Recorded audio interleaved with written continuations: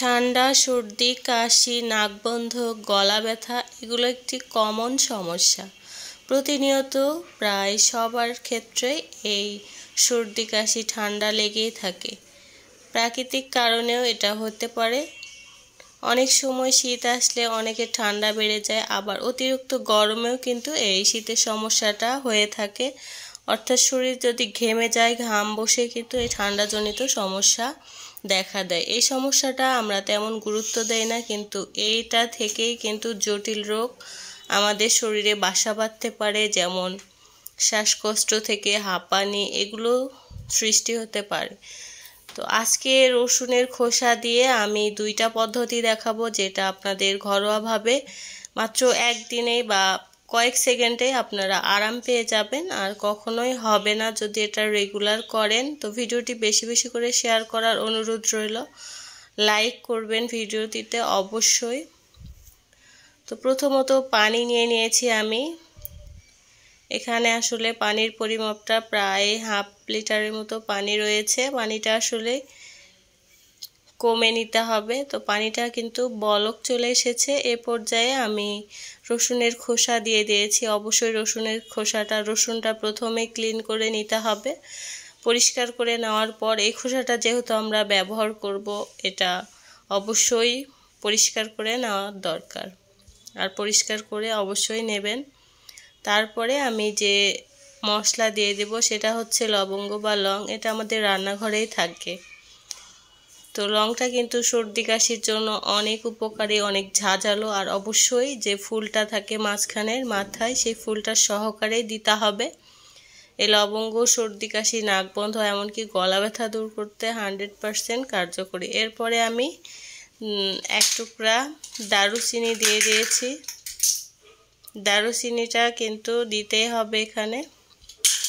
দেওয়ার পর এখন আমি যেটা দিয়ে দিলাম সেটা হচ্ছে আদা কুচি। তো আমি 1 চির পরিমাণে আদা কুচি করে এখানে দিয়ে দিয়েছি। আমাদের সর্দি কাশি গলা ব্যথা দূর করতে আদা চা যদি প্রতিনিয়ত খাওয়া হয় তাও কিন্তু আপনারা উপকার পাবেন। আদা লেবু দিয়ে চা তৈরি করে খেলেও কিন্তু সর্দি কাশি গলা ব্যথা থেকে মুক্তি পাওয়া যায়। এটা হয়ে এসেছে, ভাপ উঠতেছে। এই পর্যায়ে কিন্তু আপনাদেরকে কি করতে হবে, নিঃশ্বাস নিতে হবে। যাদের নাক বন্ধ, গলা ব্যথা, সর্দি কাশির সমস্যা রয়েছে, বারবার এই ভাপটা নাকে নিঃশ্বাস নিতে হবে। তো এক্ষেত্রে যে এইভাবে আপনারা পানিটা বাটিতে ঢেলে নেবেন, চুলার উপরে অবশ্যই না। বাটিতে ঢেলে নেওয়ার পর ঘন ঘন দিনে 2 থেকে 3 বার করে নিঃশ্বাস নেবেন, ঘ্রাণটা যাতে আপনাদের শরীরের ভিতরে ঢোকে। তাহলে বন্ধ নাক খুলে যাবে, আপনারা তৎক্ষণাৎ আরাম পেয়ে যাবেন। ট্রাস্ট মি, করে দেখবেন, আপনারা এতটা আরাম পাবেন যে কল্পনাই করতে পারবেন না। ওষুধ ছাড়াই আপনারা এটা রেগুলার করলে অনেকটা আরাম পেয়ে যাবেন, একেবারে ভালো হয়ে যাবে। এরপরে আমি যে পানিটা বলক তুলে নিয়েছি সেটা কিন্তু ঢেলে নেব। আপনারা ভাপ নিতে পারেন, নেওয়ার পর আপনারা এই কাজটা করতে পারেন। তো একটা গ্লাসে ঢেলে নিতে হবে, সুন্দর করে ছাঁকনি দিয়ে ছেঁকে নিতে হবে।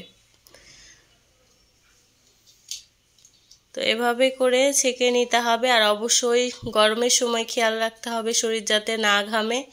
ঘাম শরীরে বসে গেলে সর্দি ভালো হতে চায় না। আর শীতের সময় যাতে ঠান্ডা না লাগে সেদিকটা খেয়াল রাখতে হবে। আর কোথাও থেকে বাইরে থেকে আসার পর সঙ্গে সঙ্গে গোসল করা যাবে না। অন্তত ঘামটা আগে শুকিয়ে নিতে হবে, কিছুক্ষণ রেস্ট নিতে হবে। ঘামা শরীর নিয়ে গোসল করলে ঠান্ডা কিন্তু লেগেই থাকে। আর চুল সব সময় শুকনো রাখতে হবে। ভিজা চুলে থাকলেও কিন্তু ঠান্ডা, সর্দি, মাথা ব্যথা, গলা ব্যথা এগুলো সমস্যা দেখা দেয়।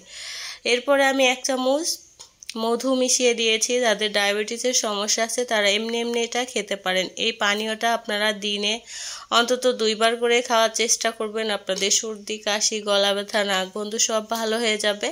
আর অতিরিক্ত গলা ব্যথা হলে লবণ পানি দিয়ে গড়গড়া করবেন, গড়গড়া সহ কুলি করবেন, তাহলে কিন্তু অনেকটাই আরাম পেয়ে যাবেন। এটা 100% পরীক্ষিত, আপনারা করে দেখবেন, নিরাশ হবেন না। এ ধরনের ভিডিও আমার চ্যানেলে আরও দেওয়া আছে, চাইলে দেখে নিতে পারেন। আর এ ধরনের ভিডিও পেতে চ্যানেলটি সাবস্ক্রাইব করে পাশে থাকা ছোট্ট বেল আইকনটি অন করে দিবেন। যারা ফেসবুক পেজে আছেন পেজটা ফলো করবেন, লাইক দিবেন আর ভিডিওটি সবার সঙ্গে শেয়ার করার অনুরোধ রইল যাতে সবাই উপকৃত হয় এ ধরনের ভিডিও পেয়ে।